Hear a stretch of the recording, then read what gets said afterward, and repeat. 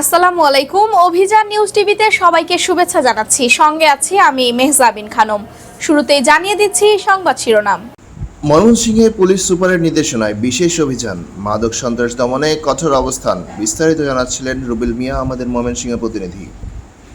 ময়মনসিংহ জেলা police super Mohammad Kamrul হাসানের নির্দেশনায় আইন শৃঙ্খলা পরিস্থিতি স্বাভাবিক রাখা এবং মাদক সন্ত্রাস, চাঁদাবাজি ও রাষ্ট্রবিরোধী কর্মকাণ্ড দমনে মঙ্গলবার বিশেষ অভিযান পরিচালিত হয়। কোতোয়ালি মডেল থানা ও জেলা গোয়েন্দা শাখা পুলিশের যৌথ নেতৃত্বে সিরতা, পরাণগঞ্জ সহ বিভিন্ন গুরুত্বপূর্ণ এলাকায় সাঁড়াশি অভিযান চালানো হয়। অভিযানে বিপুল সংখ্যক পুলিশ সদস্য অংশ নেন। জেলা পুলিশ জানায়, জননিরাপত্তা নিশ্চিত ও অপরাধ দমনে এ ধরনের অভিযান নিয়মিত চলবে এবং অপরাধী যেই হোক কাউকেই ছাড় দেওয়া হবে না।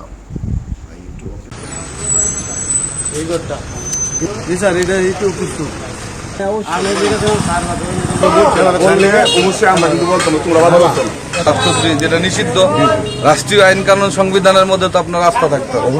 যেহেতু এই নাগরিক, আপনি কি এই দেশের সিটিজেন, এই দেশের আলো বাতাস সবকিছু ব্যবহার করতেছেন, অতএব কারণে আপনারা আইন শৃঙ্খলাটাকে স্বাভাবিক রাখার চেষ্টা করবেন।